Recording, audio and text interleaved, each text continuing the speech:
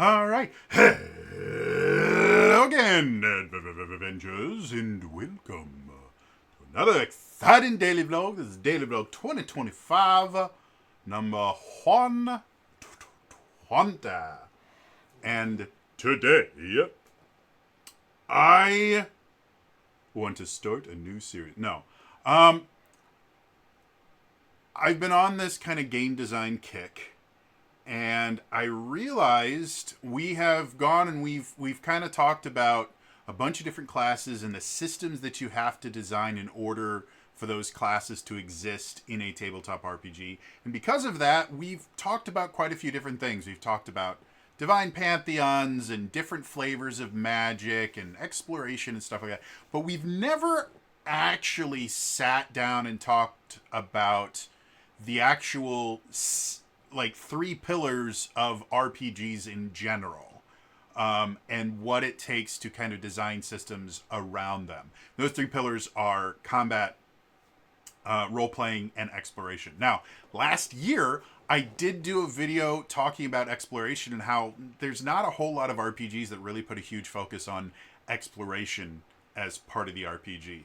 Normally, the vast majority of RPGs are going to put a heavy emphasis on combat, with things like Pathfinder, D&D to a point,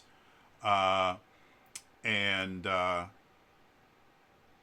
other things like that. Or they're going to put a heavy emphasis on role-playing. The things like the World of Darkness games or the Fate system. It's very, very role-play heavy.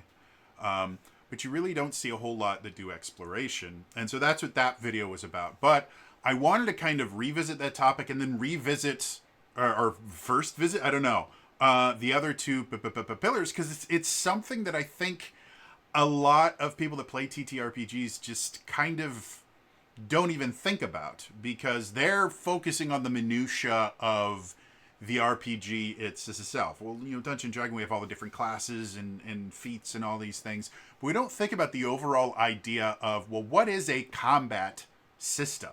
And what does it take to create a combat system for a tabletop RPG? And what kind of combat systems are out there currently?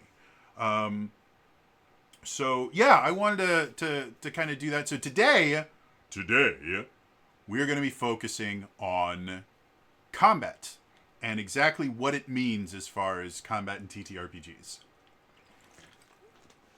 So, what is... I mean, everybody knows what combat is.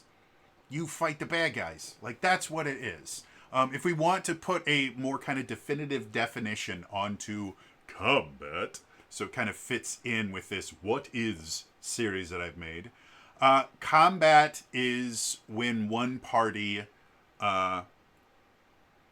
competes against another party in some sort of aggressive martial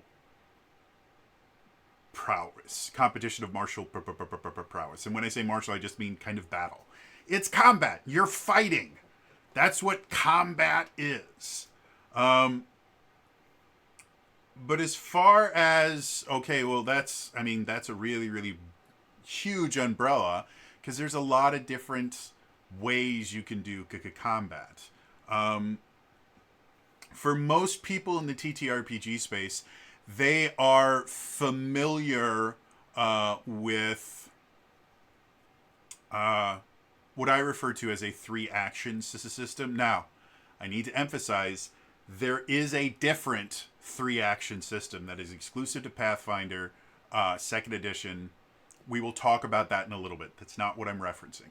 What I'm referencing is the action system that is used by everything from the Essence 20 series behind me, Dungeons and Dragons, both 4th and 5th edition. I think 4th edition might have introduced the idea of the 3-action system. And then just a lot of other ones. And the basic breakdown of a 3-action system is you have 3 different kinds of actions. Not you only have 3 actions. And in this particular definition, you have 3 different types of actions. You have some form of movement based action. You have some sort of major action, standard action, the big thing that you do. And then you also have a minor action, bonus action, free action, some sort of lesser action in addition to your major action. And that system has worked really well for nearly 20 years. Now, if anyone is a little bit better versed on RPGs than I am right now, if you can give me some examples of an actual 3-action system that existed before 4th edition, I would love to hear about it. I'm not saying that 4th edition invented it, but they certainly popularized it. I believe. Again, my brain and the memory is the Swiss of cheeses. So there's a very good chance that I'm forgetting something. But my understanding is the 3-action system didn't really become popular until, like I said, around 2008, 2010. So that is one flavor of action. The second most common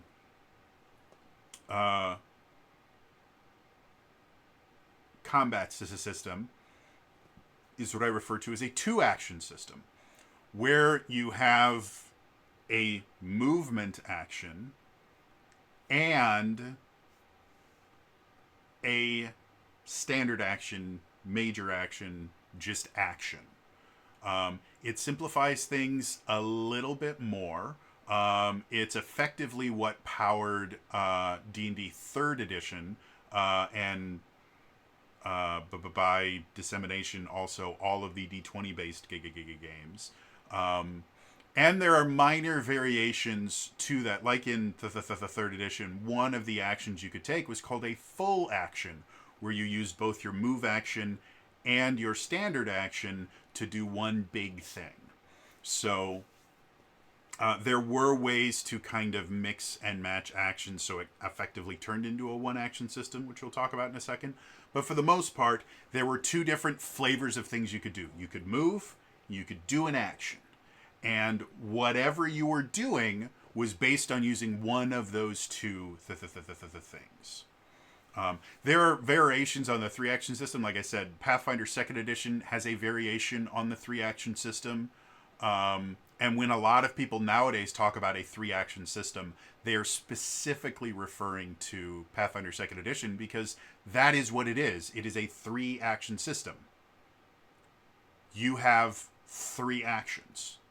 They are not classified into anything. You don't have a move action, standard action, minor action. You have 3 actions, and different things that you can do cost a different number of actions. A move might cost a single action. An attack might cost a single action. This more confusing or more powerful thing might cost you 2 actions. The system itself, I'm not particularly fond of how Pathfinder implemented it because they made it significantly more complicated than it needed to be, and anything you can do in Pathfinder's specific 3-action system, you can do significantly easier in a traditional 3-action system. There's really not a whole lot of benefit to Pathfinder 2nd Edition's version of the 3-action system because, well, yes, it does allow you to be a little bit more creative when you play.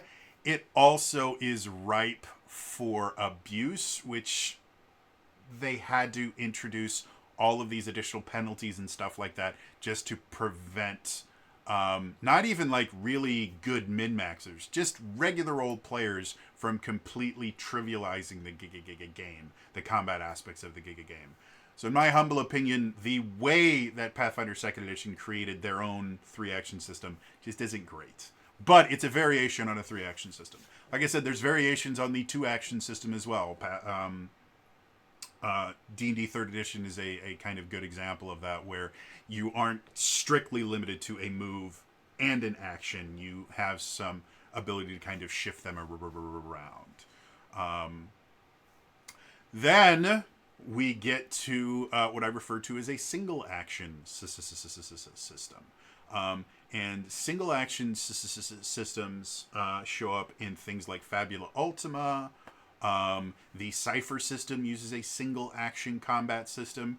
And the thing with a single action combat system is if you are not going to have a separate move action, then either you have to do something like Fabula Ultima, where distance really isn't a thing, and you're entirely focused on the other aspects of combat, or you have to do something like the Cypher system, where as part of an attack action, or as a part of any action you take, you can move an immediate distance, which is roughly translated to about 10 feet.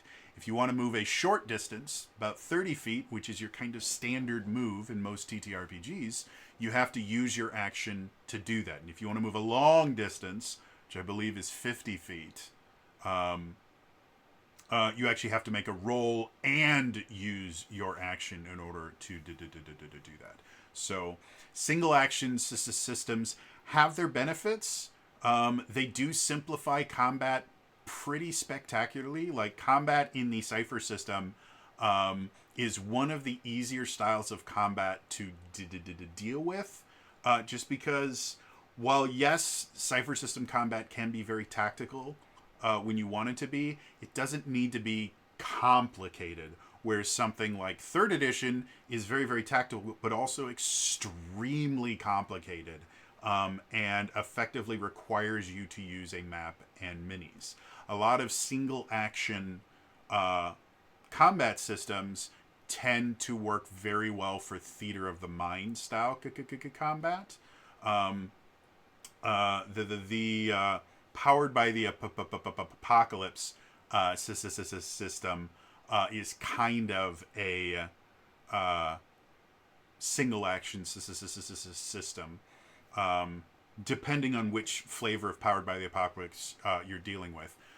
Things like Avatar Legends is effectively a single action system, because when combat starts, you basically pair up different groups, and then they're kind of engaged in combat with each other. So movement is not quite as big a deal, and your moves are going to kind of dictate exactly what happens. One move might have you retreating to go engage with another one. Another move might have you, battling the person you're fighting. Another one might be helping out another ally.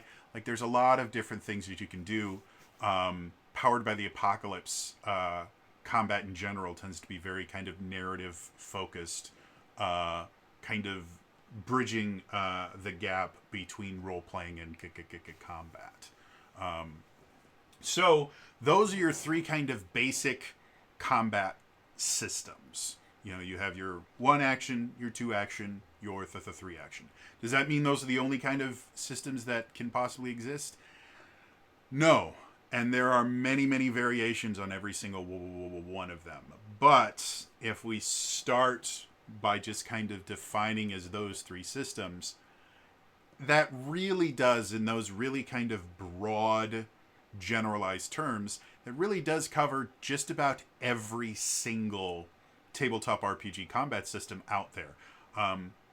I can't think of a single tabletop RPG system that doesn't fit into one of those 3 very, very broad categories. So while dealing with that aspect of, the action economy aspect of it, we also have to deal with, what are the mechanics of this system? Like, what can you do in combat? And we've already talked about the different types of actions that exist in these various action economies. But when you think about it, you have to kind of consider, what do you want the focus of combat to be? When you're looking at something like D&D, really any version of D&D, but probably starting in 3rd edition onward, combat is kind of a strategic test. Like that's what it's meant to be tactical. It's meant to feel like you are kind of commanding a character and moving them around on in this arena. Whereas again, something like the Powered by the Apocalypse system, combat is meant to be a different way to tell a narrative.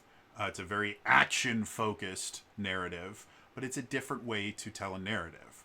And so when you're thinking about what your combat system is designed to do, that will start kind of defining, well, what needs to be a part of the system. If you want it to be tactical, then you're going to need some form of movement. Can you have tactical systems without movement? Yes, Fabula Ultima does it remarkably well. But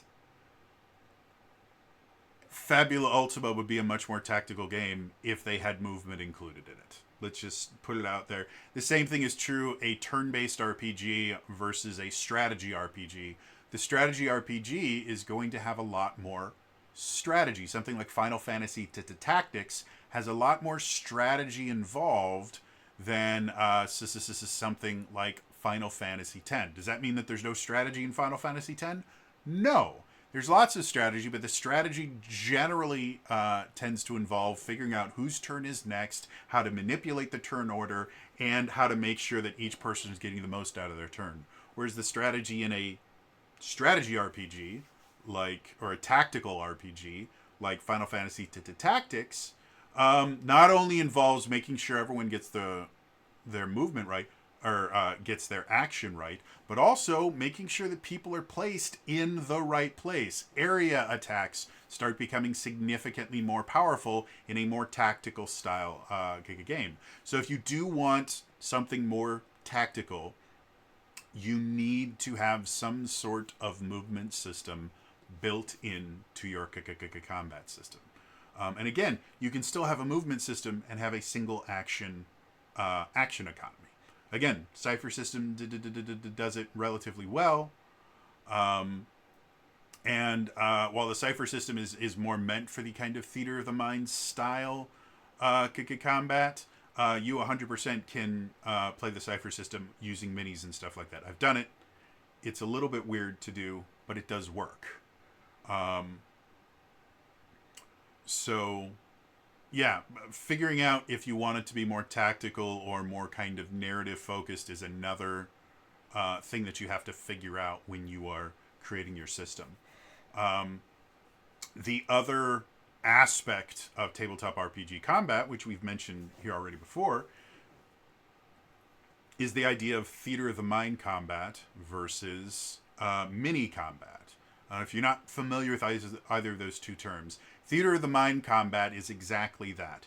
There's no map, there are no pieces, there's nothing physical representing what's going on. It's done entirely in your mind. Theater of the mind combat, like very, very early versions of Dungeons and Dragons, most of the combat was done via theater of the mind. It has its upsides and downsides. Upsides, prep time for the DM is significantly less. You don't have to make maps. You don't have to design the arena that the encounter is going in. And while you're running combat, there's a little bit less to keep track of if you're doing pure theater of the mind. Downsides, it's less strategic. Some players and some DMs as well just don't really enjoy theater of the mind combat because they have a hard time picturing what's going on. Whereas with mini combat, they have an actual picture and they can see how everything relates. People that have a hard time with things like spatial awareness and stuff like that, theater of the mind combat is going to be a little bit more difficult to them, because without having something physical to look at, everyone is just floating in the ether in their mind, and that can be very frustrating. At the same time, theater of the mind combat requires the game master or dungeon master to run it differently. Part of theater of the mind combat is you have to actually explain distances and the things like that. You have to explain, you have to describe the arena that you're in. You can't just have them look at a map and go, hey, what's that? Oh, I'm going to use this to do that. In order for your players to be able to do something other than, oh, I go over and attack, you have to give them a description of where they are so they can go, well, you mentioned that there were vines on that wall there. Do I think the vines are strong enough that I could use them to kind of climb up and get to a higher level? Could I rip some of the vines off and use them to kind of bind this enemy so that they can't attack? You mentioned that there was some cracked stones over here. Can I lift one of them up and throw them at the bad guy? Those are all really, really valuable things for creative players that on a map they're going to be able to see, whereas Theater of the Mind, you have to describe it to them. So that's Theater of the Mind. The other style of combat is referred to as map and minis or map-based combat. There's a lot of different things. Mini-based combat. Effectively what that is you have a physical map. Every character in that particular combat is represented by some sort of token, whether it's an actual mini or little circular tokens, or I've seen people use Starburst and Jolly Ranchers. I saw one game where people use shot glasses, where anytime this is convention play, folks, late night convention play. Enemies would all be represented by different sized shot glasses, and if you killed the enemy, you took the shot. And it made combat much more strategic than people were expecting, because once you had one person that was just constantly killing all the bad guys, you started realizing maybe we need to spread the kills out because our barbarian is on the floor. And we're not talking about the mini, we're talking about the player. But that's map and mini combat. Again, map and mini combat in general is going to be much more tactical. It's also going to be much more complicated most of the time. Players are going to want to have benefits for where they're standing. You can introduce things like difficult terrain. You can use different elevations and have benefits and bonuses to being higher than your opponent or lower than your opponent. You can introduce things like flanking bonuses. If you want to get really, really complex, we can go back to 3rd edition and you can have firing into melee penalties and all these other things, and opportunity attacks and all these other things.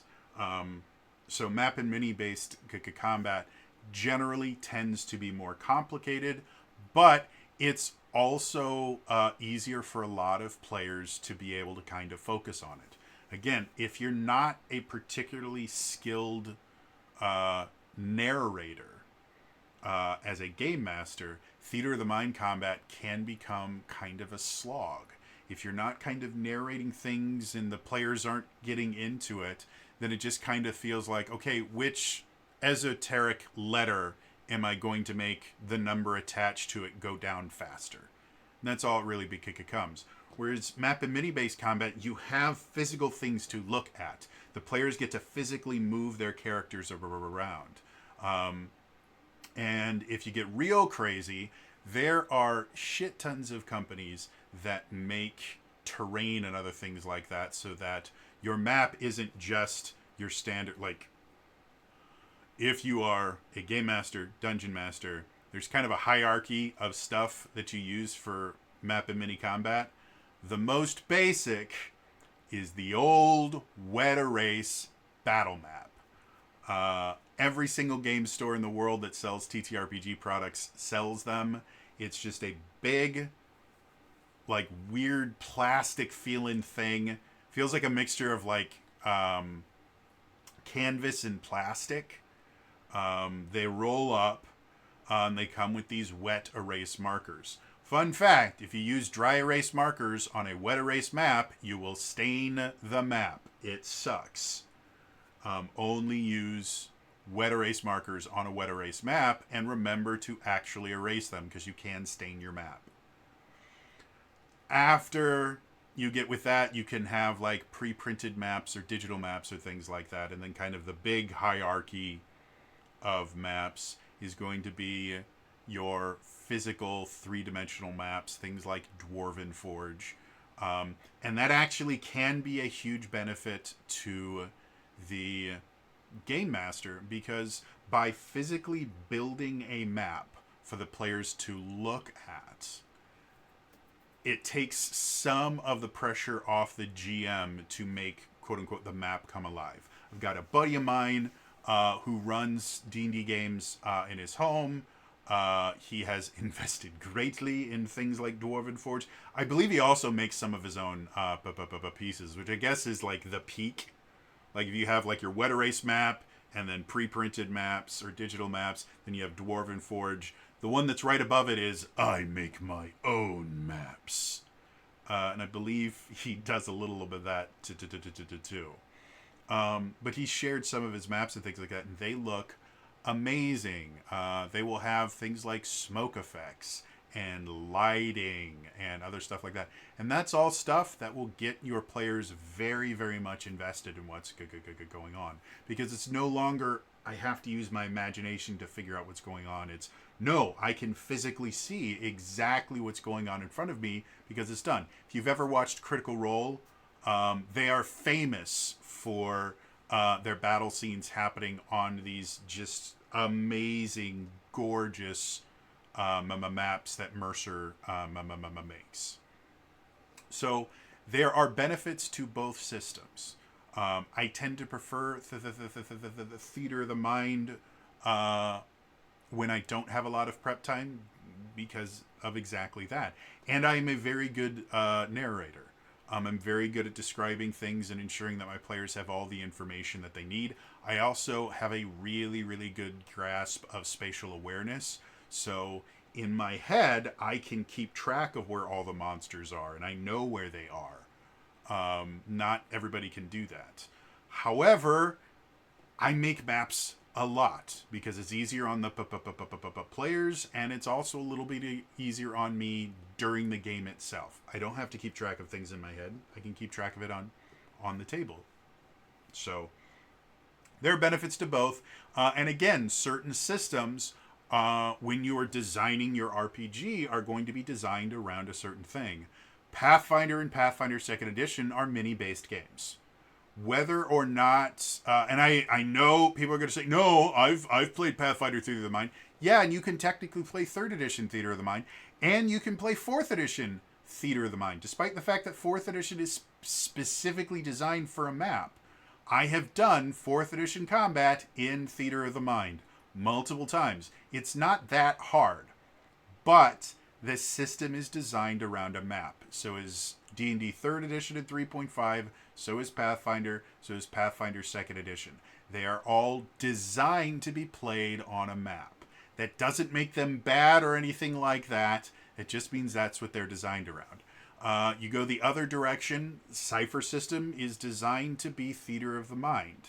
Fabula Ultima is designed to be Theater of the Mind. The Essence 20 system is a bit of a hybrid. You 100% can run Essence 20 games on a map, and they work very, very well. Most of the published adventures have maps for you to use.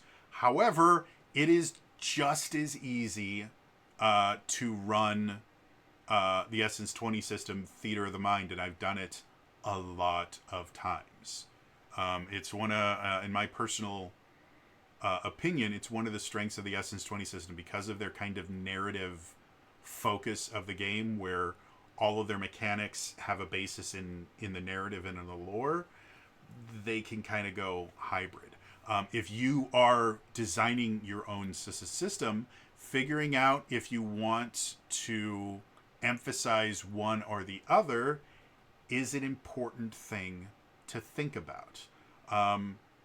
If you want to highly encourage Theater of the Mind, which, fun fact, no matter what system you design, if people want to use maps and minis, they're going to use it. Like I said, the Cypher system isn't technically designed for maps and minis. I've done it. I've seen people, Fabula Ultima specifically tells people don't use maps and minis. That's not what the system's designed for. And I've seen people use it and create maps and minis to basically mimic Final Fantasy tactics. You're not going to be able to stop people from playing the way that they want to, nor should you if you're designing your own RPG. That being said, there are certain things that you can do that will incentivize people to play one or the other. If you want your game to be a miniature based game, you can always go the route of 4th edition, where all of your measurements and things like that are based on playing on a grid or playing on a map of some sort. In 4th edition, you had a speed in squares. You would have a speed of 5 or 6, which meant you could move 5 or 6 squares during combat. Now, it was very easy to translate to regular stuff because they said right in the rulebooks, a square is 5 feet. So it was very easy to take, like, if you had a 6 square movement, that meant you had a 30-foot movement speed. It wasn't that it was impossible, but those things, and then things like area spells were designed specifically around how they would fit on a gridded map. It highly incentivized people to use a gridded map. However, if you would prefer your players to play Theater of the Mind, doing something like choosing a one-action system can kind of encourage that Theater of the Mind, because it either requires them to have movement be a part of their actions and not a separate thing, or it requires them to do something like Fabula Ultima, where they just don't care about movement in general, and spatial awareness is exactly what it needs to be in that particular point in time in combat. Like I said, things like Avatar Legends puts a much larger emphasis on the idea of, well, what story do you want to tell? What cool move do you want to do? As opposed to, okay, where do I need to move my little token thing in order to do the thing that I want to do. If you would like to encourage your players to kind of use both or neither, then adding in aspects and recommendations into your core book that kind of work both ways. Things, rules for things like flanking, difficult to terrain, elevations, and stuff like that. Those things tend to be easier to use on a map than they are in Theater of the Mind. So if you want to kind of give reasons to use a map, add in more tactical stuff. If you want to kind of give more emphasis to the Theater of the Mind, you know, put in more cinematic things, put more kind of visual descriptions in the various abilities and stuff like that, so that it feels more cinematic. And don't be afraid of the idea of optional rules. You know, the idea of, well, if you'd like to use flanking and if you'd like to use flanking and tactical combat and stuff like that, here's a bunch of optional rules that you can use. Just understand, if those rules are going to be optional, then when you're building your classes, you can't have a major feature of a class have an optional rule that is a major focus of the class, because that means that class basically can't be played unless you're using these optional rules. So yeah, that's combat systems as a whole. One other thing that I generally recommend if you're building a combat system is allow for resolutions that don't require reducing hit points to 0. And what I mean by that is have ways to solve problems or resolve outcomes that don't require you specifically to reduce a certain character to 0 hit points. Fabula Ultima does this really, really well with their clock system. Clocks are literally just checks that require their actions that require multiple successes or failures for them to actually happen. And by using the clock system from Fabula Ultima or any other game that has something similar, it allows for kind of alternative ways to win combat encounters. A really basic example is a retreat combat encounter. Your party has gotten to an extraction point style place, whether that means that helicopters are coming in to take you out, or you have a wizard that is currently drawing a teleportation circle to get you out of there. But the thing that's going to get you out of there is not killing all the bad guys. It's going to be surviving until the counter goes down to 0. So by introducing something like that into your system, it allows the GM a little bit more variety in creating combat encounters. Now, if something like that doesn't exist, does that mean that it's impossible to make anything? Like, they don't technically have anything like that in D&D 5th edition. Doesn't mean that I don't use stuff like that when I run my 5th edition games. Just means that the GM has to put a little bit more effort into it. And someone that has never played a tabletop RPG before, that is basically teaching themselves how to play tabletop RPGs based on your core book. If there's nothing in the core book like that, then they're not.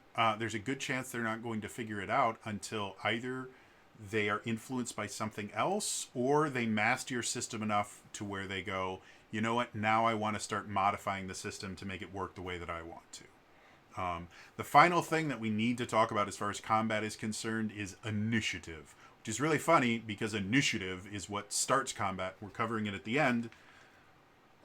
That's how my brain works, sorry. So what's initiative? Initiative is turn order. That's all it is. Different games have different initiative systems.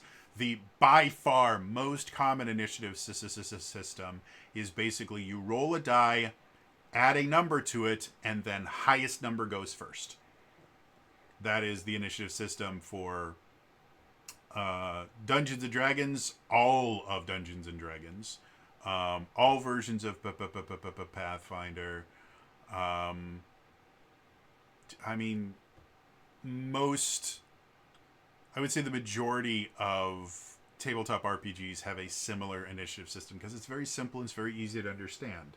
Generally, the thing that you add to your die roll has something to do with your dexterity or your agility. Your ability to move fast translates to I have a higher initiative. Essence 20, same thing. Everybody has initiative. The other fairly common initiative system is a lot of times referred to as popcorn initiative, which is basically, there's variations on it, but it's basically everyone just kind of chooses when they want to go. So that's why it's called popcorn. You just randomly kind of pop off. There are systems like Fabula Ultima, where the popcorn initiative is player, then enemy, player, and you have to kind of switch back and forth.